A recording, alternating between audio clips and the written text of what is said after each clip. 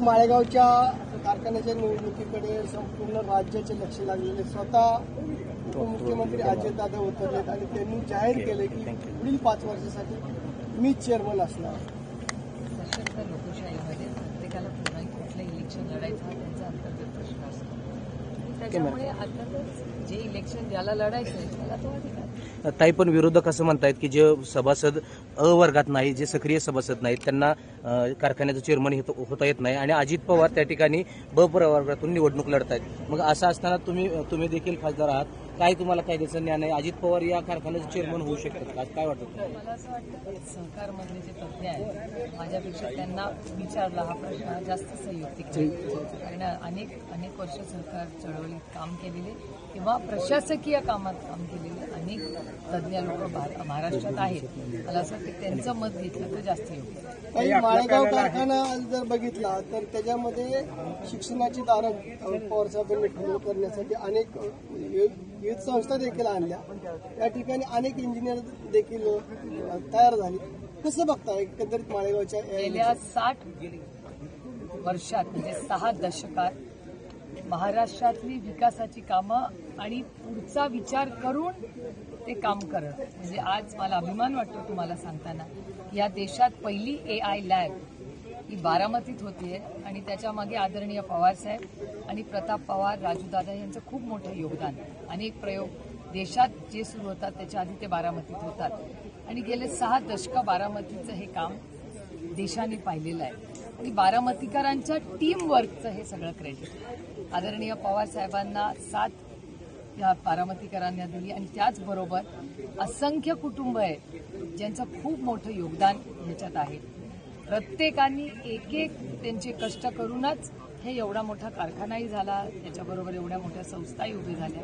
Technical support अनेक लोकांचा होता. त्यामुळे हे एक मोठं टीम वर्क आज आपल्याला बारामती 20 तारखेला आपल्या बारामतीमध्ये एआयची संदर्भात बैठक होते. आपण बघितलं की विधानसभेच्या निवडणुकीनंतर पवार कुटुंबीय कुठल्या ना कुठल्या कारणासाठी एकत्र येताना दिसते. जवळीक वाढते असं वाटत नाही? कौटुंबिक संबंध आमच्याकडून नेहमीच राहतील आणि नाती जपणं मला असं वाटतं ही आपली संस्कृती आहे. त्याच्यामुळे माझ्याकडून कुठल्याच नात्यात कधीच अंतर येणार नाही आणि फक्त पवार नाही, आदरणीय पवारसाहेब आणि माझ्या आईनी जी नाती अनेक वर्ष जपली आहेत, राज्यात असतील, देशात असतील, परदेशी असतील, ती जपण्याचा एक प्रांजळ प्रयत्न हे आपल्या संस्कारातच आहे. त्याच्यामुळे मला त्याच्यात काही वेगळं किंवा नाविन्य वाटत नाही. बैठकीला कोण कोण उपस्थित राहणार माहिती ते नलावडे सर काही दोघांना संधी दिली. आता त्यावेळेस गेल्या वेळेस दोघं पवार होते त्यामुळे आता दोघांना संधी मिळालेली आहे. आता आम्हाला संधी मिळालेली बघा, अण्णा माझ्या वडिलांच्या वयाचे त्याच्यामुळे अर्थातच अण्णा जे काही म्हणतात ते एक ज्येष्ठ म्हणून एक वडिलांच्या जागी त्यांना नेहमीच मानलेलं आहे.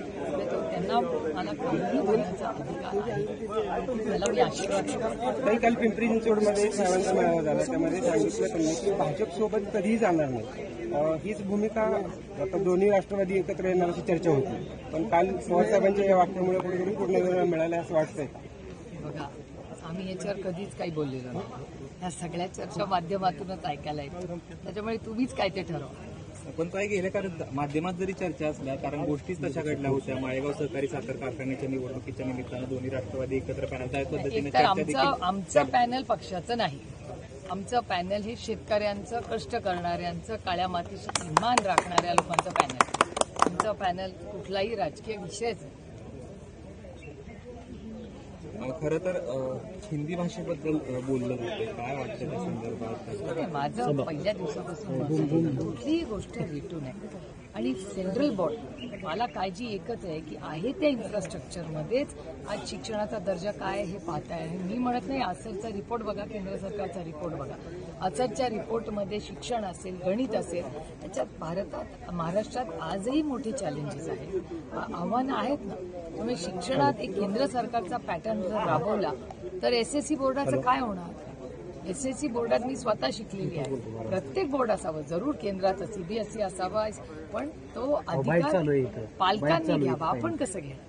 सरकार कशी त्या कुणावर चुकीचं आहे. माझं म्हणणं आहे की आई वडील ठरवू दे ना, सरकार कसं ठरवणार आमची मुलं कुठली भाषा शिकणार, पालकांनी तो निर्णय घेतला पाहिजे. आणि केंद्र सरकारने अशी कुठलीही गोष्ट कुठल्याच राज्यावर लादू नये या मताची. काही खऱ्या अर्थाने बळीराजा पॅनलच्या माध्यमातून उमेदवार उभा केलेले आहेत. तुम्ही आणि साहेबांनी भक्कमपणे पाठबळ दिल्याचा आज पाहायला मिळालेला आहे. साहेब आणि तुमच्या सभा या पुढील काळात होणार आहेत. सभा या खरं तर साधारणपणे साहेबांनी आणि मी इतक्या वर्षात कधीच इलेक्शन लढायचा तर विषयच नाही, पण आम्ही नेहमी शुभेच्छाच दिलेल्या आहेत. आणि साधारणपणे अनेक वर्ष निवडून आलेल्या पॅनलला ताकदीने केंद्रात आणि महाराष्ट्रात मदत, आणि या एकट्याच नाही, महाराष्ट्रातल्या सगळ्या सहकार चळवळीला आदरणीय पवारसाहेबांनी 6 दशकं ताकद दिली आहे. साहेब कधी त्याच्यात लढलेले पण नाही आणि त्यांनी कधी लक्षही घातलेलं नाही. आणि तेच आम्ही आजही करतोय. हे कष्ट करणाऱ्यांचं पॅनल आहे.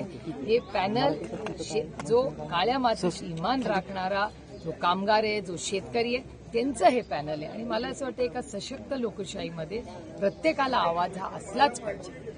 साहेबांनी मगाशी बाईटमध्ये सांगितलं की जर आमचे उमेदवार घेतले असते तर आज ही पॅनल करण्याची वेळ आलेली नसते. माझं स्वतःच मत आहे की कुठलंही राजकारण सहकार चळवळीत येऊ नये आणि इलेक्शन शिवाय बिना इलेक्शननी सगळ्यांनी एकामेकाशी चर्चा करून मार्ग काढला पाहिजे, हे माझंही मत आहे. त्याच्यामुळे इलेक्शनाचा घाट घालण्यापेक्षा सगळ्यांनी समंजसपणा दाखवून सगळ्यांनीच एकत्र येऊन केंद्रबिंदू काय तर कारखाना चांगला चालला पाहिजे हेच आपण लक्ष ठेवलं पाहिजे ना. अजितदादांनी चंद्रराव तावरे यांच्या वयासंदर्भात टीका केलेली आहे. कसं बघता या वयाच्या संदर्भात? रामकृष्ण हरी.